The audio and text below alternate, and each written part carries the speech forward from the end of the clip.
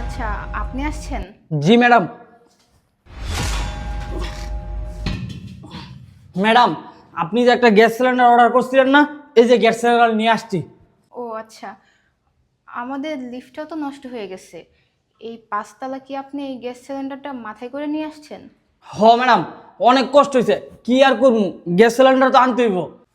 আচ্ছা, যাই হোক, আপনার তো অনেক কষ্ট হয়ে গেছে। আপনি এক কাজ করেন, আপনি ভেতরে এসে বসেন, আমি আপনার টাকাটা দিচ্ছি। না না ম্যাডাম, আমার আর অনেক বাসায় গ্যাস ডেলিভারি দিব। আমার টাকাটা দিয়ে দেন, আমি যাই গা। হ্যাঁ, বুঝতে পারছি, কিন্তু আপনি তো অনেক ঘেমে গেছেন। আপনি ভেতরে এসে ৫ মিনিট রেস্ট করেন, আমি আপনার টাকা দিচ্ছি, তারপর আপনি চলে যান। আসেন। আচ্ছা ম্যাডাম, ঠিক আছে।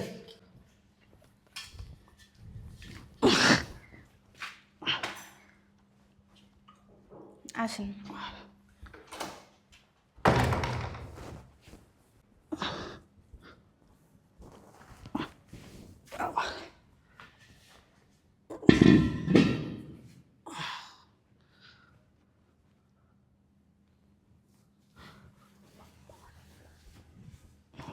ম্যাডাম, আমার আরো 2 বাসায় গ্যাস ডেলিভারি দিতে হইব, তো আমার গ্যাসের বিল 1500 টাকা আইছে, টাকাটা একটু জলদি দেয়া দেন।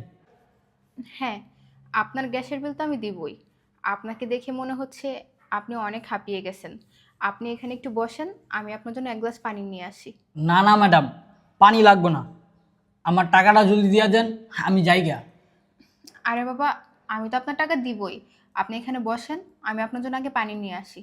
বসেন। আরে আরে, কি করছেন? উঠেন, উঠেন। কি ব্যাপার? আপনি নিচে বসতেছেন কেন? না ম্যাডাম, এই যে আপনার সোফাগুলা অনেক দামি, আর আমার কাপড়গুলোও তো দেখছেন অনেক ময়লা। এই ময়লা কাপড় নিয়ে যদি এত এত দামি সোফায় বই, তাহলে তো সোফা নষ্ট হয়ে যাবে ম্যাডাম। আরে কি বলেন আপনি এসব? দেখেন, আপনি নিচে বসবেন না, আপনি সোফায় বসেন। না ম্যাডাম, এত দামি সোফার ভিতরে আমি আগে কখনো বই নাই। দামি সোফা তাতে কি হয়েছে? আপনি কি মানুষ না? শোনেন, এত কথা বলার দরকার নেই। আপনি ওখানে বসেন, আমি আপনার জন্য পানি নিয়ে আসছি। বসেন। আচ্ছা ম্যাডাম। বাবা রে বাবা, কত বড় সোফা, কত সুন্দর ভারী। বাবা রে বাবা রে বাবা,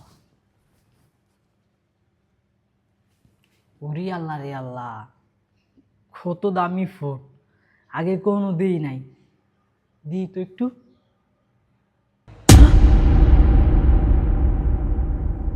ওমা,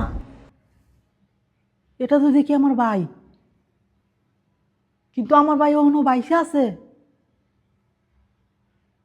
আল্লাহ, তোমার কাছে লাখ লাখ শুকরিয়া আল্লাহ, আমার ভাই এখনো বাইসে আছে। কিন্তু আমার ভাইয়ের পাশে এই মহিলাটা কেটা, এই তো, ওমা, এটা তো দেখি এই ম্যাডামটা। কিন্তু আমার ভাই এত বড় বাড়িতে থাকে, আমাদের কোনো খোঁজ খবর নেয় না, কিনলে গা। আজকে এতটা বছর হয়ে গেল, কিন্তু আমার ভাই আমাদের কোনো খোঁজ খবর নেয় না। এদিকে আমার মা কত অসুস্থ, আমার ভাই আমাদেরকে কোনো খোঁজ খবর নেয় না। আচ্ছা, আমাদের খোঁজ খবর না নেক, আমার ভাই যে ভালো আছে, সেটাই আল্লাহর কাছে লাখ লাখ শুক্রিয়া।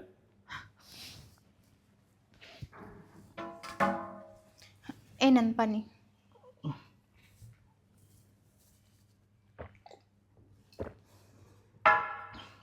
ম্যাডাম, আমার বিলটা আনছেন? হ্যাঁ, আমি দিচ্ছি।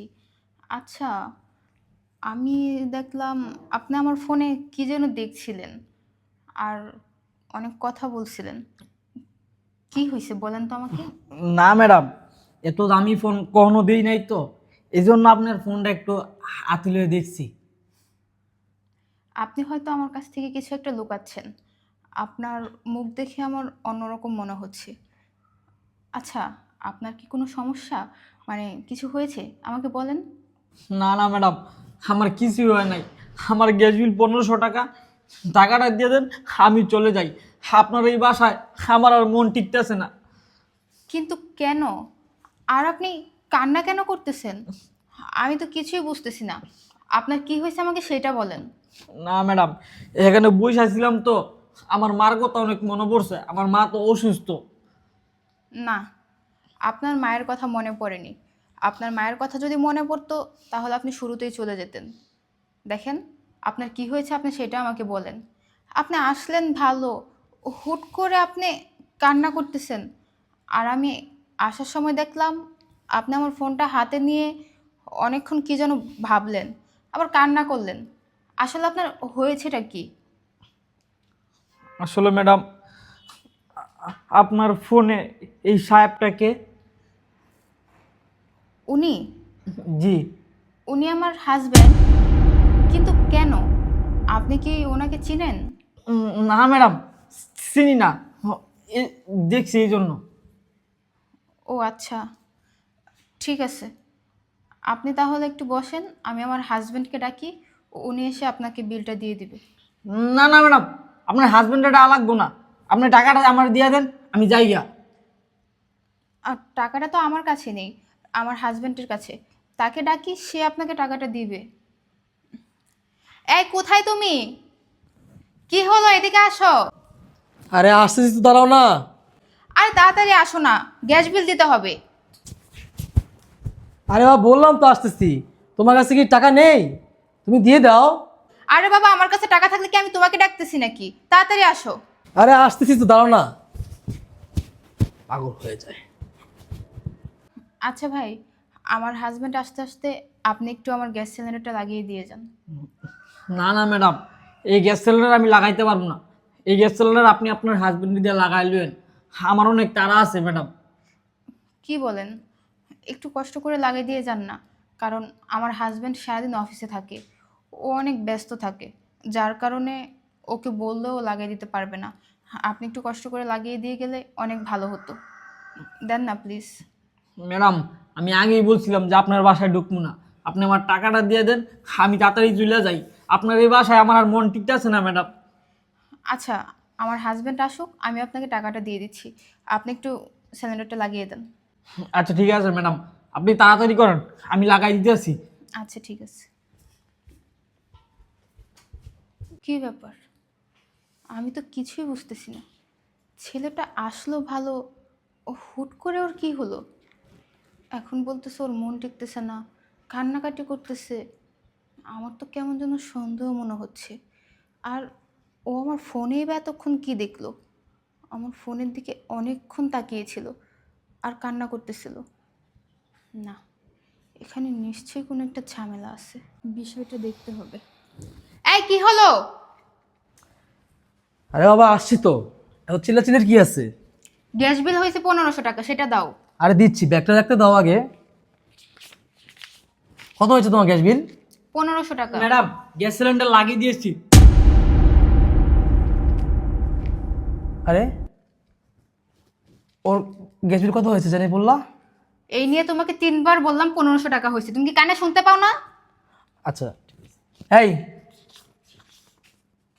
এই নে তোর টাকা। স্যার, আমার গ্যাস বিল তো 1500 টাকা আইছে। আরে 500 টাকা তোর জন্য বকশিস দিলাম, নে নে রাখ। না স্যার, আমার বকশিস লাগবো না, আমার 1500 টাকাই দেন। আরে তোকে বলেছি না নিতে? হ্যাঁ, তুই রাখ, ধর টাকা। না স্যার, আপনি আমার 1500 টাকাই দেন। তোকে ধরতে বলেছি, তুই ধর। আর এখান থেকে বের হ, জলদি বের হ। আর তুমি কি বুঝলাম না, জায়গা থেকে তুমি ঘরে ঢুকাচ্ছ? হ্যাঁ, সমস্যা কি তোমার? মানে কি? কি বলতে চাচ্ছ তুমি? যাকে তাকে ঘরে ঢুকাচ্ছি মানে? উনি গ্যাস সিলিন্ডার দিতে আসছে, আর গ্যাসের বোতলটা লাগানোর জন্য তো ওনাকে আমি ভিতরে ঢুকাইছি। তাই বলে তুমি কি যাকে তাকে ঢুকতে দিবা? হ্যাঁ, তুমি জানো না ঢাকা শহরে আজকাল কত চুরি ডাকাতি হচ্ছে? ওকে দেখে তো একদম পুরো চোরের মতো লাগতেছে। এই নে ধর, যা তুই বের হ। না স্যার, আপনি আমার 1500 টাকাই দেন, আমি 500 টাকা বকশিস নিব না। আরে ছোটো লোকের বাচ্চা দেখি মুখে মুখে আবার তর্ক করে। হ্যাঁ, কি সমস্যা তোর? তোকে বলছি তুই রাখ এটা। 500 টাকা তোর জন্য বকশিস। জীবনে কি 500 টাকা এক হাতে কামিয়েছিস? করিস তো একটা গ্যাস সিলিন্ডারের দোকানের চাকরি, 6-7 হাজার টাকা বেতন পাস, আবার মুখে মুখে তর্ক। নে ধর, যা। তুই আর আসবি না আমাদের এই বাসাতে। এই বাসাতে আর আর যাতে তোকে না না দেখি এই বাসাতে। যা বের হ। ম্যাডাম, আপনি কিছু বলেন না। আর বৃষ্টি, তোমাকে না বলেছি যাকে তাকে তুমি ঘরে ঢুকাবে না? এই সমস্ত ছোট লোকের বাচ্চারা চোর হয়, তুমি জানো না? তুমি কেন তাকে ঘরে ঢুকতে দিয়েছো আমার পারমিশন ছাড়া? হ্যাঁ, আমি বুঝতেছি না তুমি এরকম কেন করতেছো, আর তুমি এভাবে ঘামতেছো কেন? যাই হোক, ওর 1500 টাকা বিল, ওকে 1500 টাকায় দাও, এত বেশি দেওয়ার দরকার নেই। কেন? আমি যদি ওকে বকশিস দিই তোমার কোনো সমস্যা? নে নে ধর, ছোট লোকের বাচ্চা ধর, যা নে বেরো। আবার এখানে দাঁড়িয়ে আছিস, যা বেরো যা। দাঁড়াও, এদিকে আসো। আচ্ছা, আমাকে একটা সত্যি করে কথা বলো তো, তুমি কি ওনাকে চিনো? না ম্যাডাম, আমি ওনাকে চিনি না। আরে এই তুমি থামো, একটা কথাও বলবে না। কি হলো বলো, আমি যেটা জানতে চেয়েছি সেটার উত্তর দাও। তুমি কি ওনাকে চিনো? আরে, ও আমাকে চিনতে যাবে কেন? তুমি আবার কথা বলতেছো কেন? হ্যাঁ, তোমাকে বলেছি না একদম চুপ করে দাঁড়িয়ে থাকবা। এতক্ষণ তোমাদের নাটক আমি দাঁড়িয়ে দাঁড়িয়ে দেখেছি, এখন আমি যা বলবো তুমি শুধু দেখবা। আমি সত্যিটা জানতে চাইতেছি, আমি আবারও বলতেছি তুমি ওকে চিনো কিনা সেটা বলো। কি হলো, চুপ করে আছো কেন? হ্যাঁ ম্যাডাম, চিনি। কিভাবে চিনো? কে হয় উনি তোমার? ম্যাডাম, উনি আমার আপন বড় ভাই। কি, আপন বড় ভাই? মানে কি, আমি তো কিছুই বুঝতেছি না। আরে, ও আমার আপন ভাই কেন হতে যাবে? এই, তোকে বলেছি না বের হ। তুই এখনো কি করছিস সেখানে? ছোট লোকের বাচ্চা, যা বেরো যা, এই, যা বেরো। ওকে বের করার পারমিশন তোমাকে কে দিছে? ওকে কি আমি একবারও বলেছি আমার বাসা থেকে বের হওয়ার জন্য? তুমি কেন বারবার বলতেছো? আমি দেখতেছি ও আসার পর থেকে ও আমার ফোনে তোমার আর আমার ছবি দেখে অনেকক্ষণ এখানে বসে বসে কান্না করছে। আমি যখন ওকে জিজ্ঞেস করলাম তখন ও আমাকে কিছুই বলেনি। আর এখন তুমি যখন আসলে বিল দিতে তখন তোমার হাত কাঁপতেছে, তুমি ঘামতেছো, তোমার কথা বেজে যাচ্ছে। বাহ, মানে তারপরও আমাকে তোমরা সত্যি কথা এখনো বলো না। ও তোমার ভাই হয়, তুমি এতদিন কেন আমার কাছে গোপন করছো? কেন করেছো বলো? তুমি তো বলেছিলে তোমার কেউ নেই, তোমার বাবা মা কেউ নেই, তোমার গ্রামের বাড়ি ঘর কিচ্ছু নেই, আর এখন তোমার ভাই আছে। তার মানে তোমার আরো অনেক কিছু আছে যা যা তুমি এতদিন আমার কাছ থেকে গোপন করে রেখেছো। এই, তুমি আমাকে সব সত্যি কথা বলো, সব বলো। ও তোমার ভাই সেটা আমি মানলাম, ওর আর কি কি আছে, কে কে আছে, আমি সব কিছু জানতে চাই। কি হলো বলো? ম্যাডাম, গ্রামে আমার মা আছে, বাবা আছে, ছোট্ট একটা ভাই আছে। আর এই যে লোকটা দেখতেছেন, সেটা আমার আপন বড় ভাই। এই লোকটা আজ থেকে 15 বছর আগে আমাদেরকে গ্রামে রাইকা শহরে আসে। জানেন ম্যাডাম, আমার ভাই গ্রাম থেকে শহরে আসার পরে আমার ভাইয়ের সাথে যোগাযোগ করার অনেক চেষ্টা করি, কিন্তু আমরা আমার ভাইয়ের সাথে কোনোভাবেই যোগাযোগ করতে পারছিলাম না। তখন ম্যাডাম আমরা ভেবেছিলাম যে আমার ভাই আমাদেরকে রেখে না ফেরার দেশে চলে গেছে। জানেন ম্যাডাম, আমার ভাইয়ের সুখে সুখে আমার বাবাও না ফেরার দেশে চলে যায়। আমি আমার বাবাকেও হারিয়ে ফেলি। আর আমার বাবা মারা যাওয়ার পর আমার মাও আমার বাবার সুখে সুখে অসুস্থ হয়ে পড়ে। আর এই সব দিকে ম্যাডাম আমি আর সহ্য করতে পারছিলাম না। এই জন্য আমি গ্রাম থেকে শহরে আইসা ম্যাডাম একটা গ্যাস সিলিন্ডার দোকানে আমি চাকরি নেই। আর ম্যাডাম জানেন আরেকটা কথা, আর জানেন ম্যাডাম, আমার মার ওষুধ খরচ মাসে 6 থেকে 7 হাজার টাকা লাগে। ম্যাডাম, আমার মারে যদি আমি ওষুধ ঠিক মতো না খাওয়াইতে পারি তো ডাক্তার বলছে আমার মার অনেক বড় সমস্যা হয়ে যাইব। ম্যাডাম, এই দুনিয়াতে আমার মা ছাড়া আর আমার ছোটো ভাই বোন ছাড়া আমার আর কেউ নাই ম্যাডাম। যদি আমার মারে হারায় ফেলি তাহলে আমি কাই নিয়ে বাঁচবো ম্যাডাম। এই জন্য ম্যাডাম আমি আমার ভবিষ্যতের চিন্তা না করে ঢাকায় আসছি। ঢাকায় আইসা একটা গ্যাস সিলিন্ডারের দোকানে চাকরি নেই। সেখান থেকে যে টাকা বেতন পাই এই টাকা দিয়ে আমার মার ওষুধ এবং আমার সংসারের যাবতীয় খরচ চালাই। ম্যাডাম, সবার মাথার উপরে তো বাবার নামক বট গাছটা থাকে, কিন্তু যার মাথার উপর বাবা নামক বট গাছটা হারিয়ে যায় তারপরে তার স্থান বড় ভাইয়ের বট গাছ থাকে। ম্যাডাম, আমার কি কপালটা খারাপ দেখছেন? আমি কখনোই আমার বড় ভাইরা আমার পাশে পাই না, কিন্তু আজকে সামনাসামনি আমার আপন বড় ভাই দাঁড়িয়ে রয়েছে, কিন্তু উনি আমাকে তো অস্বীকার করতেছে। ম্যাডাম, যাই হোক ম্যাডাম, আমি আর কিছু কইতে যাইতেছি না। আমার আপন বড় ভাই যে বাইসা আছে, এটাই আল্লাহর কাছে লাখ লাখ শুক্রিয়া। আরেকটা কথা জানেন ম্যাডাম, এই কথাটা যদি আমার মা জানতে পারে, তাহলে আমার মা অনেক খুশি হইব। ম্যাডাম, ম্যাডাম, আপনি আমার টাকাটা দিয়ে দেন। আমার বড় ভাই যে বাইসে আছে, এই কথাটা গিয়ে এখনই আমার মারে বলবো। ম্যাডাম, আমার মা অনেক খুশি হইব। ম্যাডাম, আমি তাহলে এখন যাই, আমার বিলটা দিয়ে দেন। এই দাঁড়াও, কোথায় যাবা? হ্যাঁ, কোথাও যাবা না, এখানে দাঁড়িয়ে থাকতে বলেছি, দাঁড়িয়ে থাকবা। এই, এসব কি শুনছি? হ্যাঁ, কি হলো? কথা বলছো না কেন? তোমার বাড়িতে তোমার বাবা মা ভাই, তোমার সব কিছু আছে, আর তারপরও তুমি দিনের পর দিন আমার সাথে মিথ্যে অভিনয় করে গেছো। তুমি আমাকে কি বলতা? তোমার কেউ নেই এই দুনিয়াতে, আপন বলতে একমাত্র আমিই তোমার। হুম, সি, আমার ভাবতেই অবাক লাগছে। আমি যে মানুষটাকে এত বিশ্বাস করলাম, এত ভরসা করলাম, সেই মানুষটা যে এত বড় চিটার বাটপার, সেটা আমার জানা ছিল না। এই, তোমাকে তো আমি অনেক ভালো ভাবতাম। আমি সবসময় মানুষের সামনে গর্ব করতাম যে আমার হাজব্যান্ডের মতো মানুষ হয় না।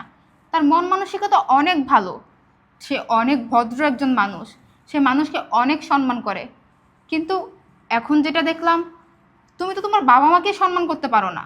যে ছেলে তার বাবা মাকে দেখতে পারে না, তার বাবা মার খোঁজ খবর রাখে না, তার মা অসুস্থ কিনা মরে গেল, আমার ভাবতেই অবাক লাগছে।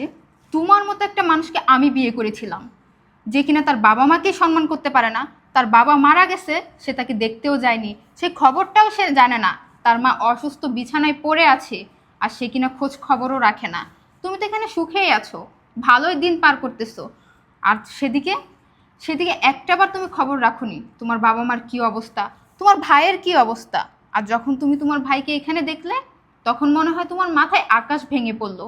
কই, তুমি তো পারতে তোমার ভাইকে যখন দেখেছিলে, তখন তোমার ভাইকে বুকে জড়িয়ে নিতে, সব কিছু ভুলে গিয়ে তোমার ভাইকে স্বীকার করতে। কই, সেটা তো করলে না। উল্টো তুমি আরও তাকে চোরের অপবাদ দিচ্ছ। তুমি বারবার একই কথা বলতেছো, এসব ছেলেরা চোর হয়, এদেরকে যেন আমি বাসায় না ডাকি। ছি, আবার তুমি 5 ওয়াক্ত নামাজ পড়ো। তুমি কি ভেবেছো তুমি 5 ওয়াক্ত নামাজ পড়ে জান্নাতে চলে যাবে? জীবনেও না। যে কিনা তার বাবা মাকে দেখতে পারে না, তার মাকে অসুস্থ, তার মা অসুস্থ ঘরে পড়ে আছে, সে মায়ের খোঁজ খবর রাখে না, সেই ছেলে আবার 5 ওয়াক্ত নামাজ কেন? যদি সারা দিন রাত মসজিদে পড়েও থাকে, তাও তার দিকে আল্লাহ তাআলা ফিরেও তাকাবে না। আমারই ভুল হয়েছে, আমি না জেনে না বুঝে তোর মতো একটা অমানুষের সাথে দিনের পর দিন সংসার করে যাচ্ছি। আমি একটাবার জানারও প্রয়োজন মনে করিনি যে তোর কি আছে, তোর গ্রামে কি কি আছে। আমি তোর কথায় বিশ্বাস করে তোকে ভালোবেসে তোর কাছে নির্লজ্জের মতো পড়েছিলাম। আর না, তুই কি ভেবেছিস এত কিছু জানার পরেও তোর সাথে আমি সংসার করব? কখনোই না। তোর মতো একটা লোকের সাথে আর যাই হোক সংসার করা যায় না। শোন, তোকে আমি আর আমার বাসায় রাখবো না। তুই আমার অর্থ সম্পদ দেখে, আমার টাকা পয়সা দেখে আমার এখানে পড়ে আছিস, সেটা আমার ভালো করেই বোঝা হয়ে গেছে। তুই আমার বাসা থেকে বের হয়ে যা, তোর মুখ আর আমি দেখতে চাই না। কি হলো, আমার কথা তোর কানে দিয়ে যাচ্ছে না? বের হ আমার বাসা থেকে। আরে, তুমি তো সব কিছু ভুল বুঝতেছো। দেখো, আমাকে তুমি ক্ষমা করে দাও। আমি জানি আমি একটা ভুল করেছি। আমি তোমার কাছে হাত জোর করে ক্ষমা চাচ্ছি। আই আমাকে থামুন, কি বললেন? ভুল করেছো? হুম, এটা কি ভুল বলে না, এটা কি বলে অন্যায়। আর যে অন্যায়ের কোনো ক্ষমা আমার কাছে নেই। আমি কেন তোমাকে ক্ষমা করতে যাব? শোনো, আমি তোমাকে ক্ষমা সেদিনই করব যেদিন তোমার মা তোমাকে ক্ষমা করবে। এর আগে আমি তোমাকে ক্ষমাও করব না, আর তোমার সাথে সংসারও করব না। শোনো ভাই, তুমি তোমার সাথে আমাকে তোমার গ্রামে নিয়ে চলো। আমি তোমার গ্রামে গিয়ে তোমার মাকে আর তোমার ছোট ভাইকে আমার এখানে নিয়ে আসবো, আর তাদের সব দেখাশোনা আমিই করব। আচ্ছা ম্যাডাম, আসেন। চলো।